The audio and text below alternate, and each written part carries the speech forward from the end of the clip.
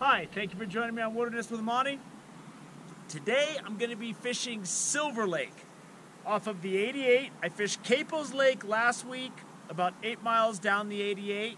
When I drove past that, I had ice over almost all of it. I didn't see anything. So I was already starting to think about what I was going to do if Silver Lake right down the road had the same problem, but I see I have a lot of open water. So winter fishing's usually pretty slow, but you can get some big fish, and that's why I do it. And sometimes you gotta wait it out. Unless you have an auger to bore a hole in the ice and ice fishing tackle, which I do not, you're probably gonna wanna wait until the spring before you come up here. I read that there are big Mackinaws, big rainbows, and big browns in here. That's what I read. I don't know if that's what I'm gonna catch, but I got good cloud cover today. It's probably in the high teens, low 20s right now. So I'm gonna bundle up. When I lay my clothes out the night before I go, I have a pile of clothes like 2 or 3 feet high. That's how many clothes I have on right now. Like that little kid in the Christmas story when he can't put his arms down. I'm not that bad, but I got a lot of layers on. So I should be okay. I'm gonna put my big coat on and another flannel over this. So I just came up to the water and I got about 20 feet of ice going out towards the middle. So I need to go try to find a patch that doesn't have ice on the shore.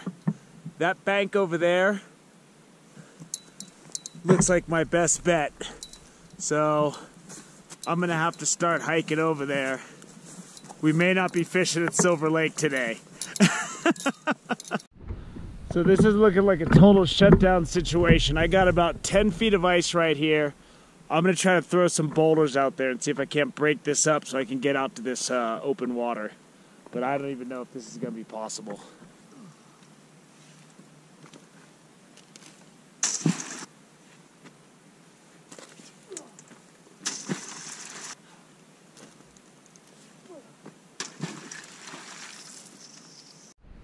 So here's what beautiful Capos Lake looks like. It is gorgeous up here. The water I'm fishing is really shallow, but I mean, I have no other choice. I've been throwing rocks here for probably 25, 30 minutes to break it up. Fortunately, there's a slight breeze blowing in, so it's blowing all the ice in. But the issue is this water here is really shallow. So I don't know, I might even just go night crawler on the bottom. But I got lines in the water. I'm looking around, there's nowhere else that you can get to the water.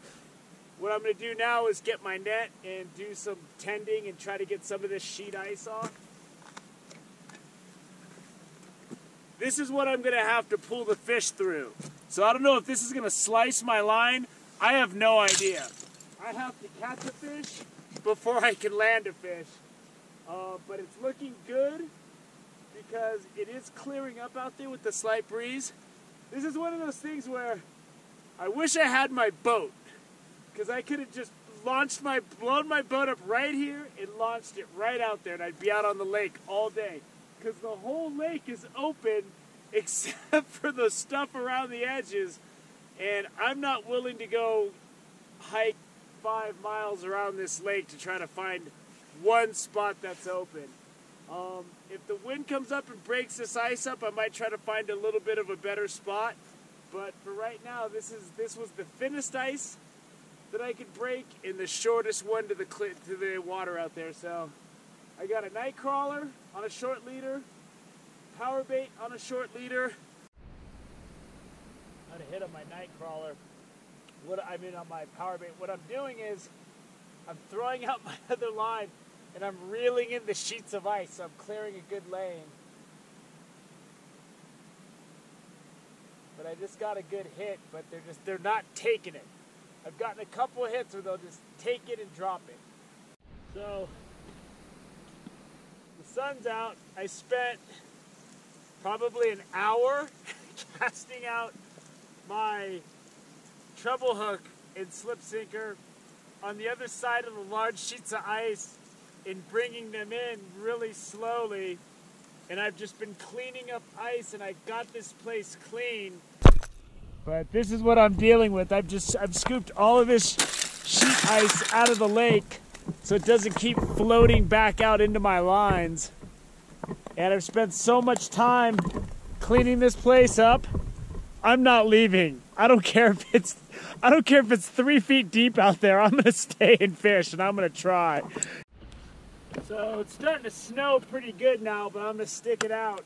I was down there where I cleared that area, and the wind came up and blew all the ice right where I was fishing. So I stopped fishing for about an hour and a half, took a nap, and then I came over here to where the ice was getting blown from, and I'm on the ice shelf now, and I got good clear water with some decent deep stuff. But I'm gonna stick it out because I spent a lot of time fighting that ice, so I want to see if I can't pick something up. This is promising water. I still got a couple hours of sunlight, and hopefully the snow doesn't get too crazy.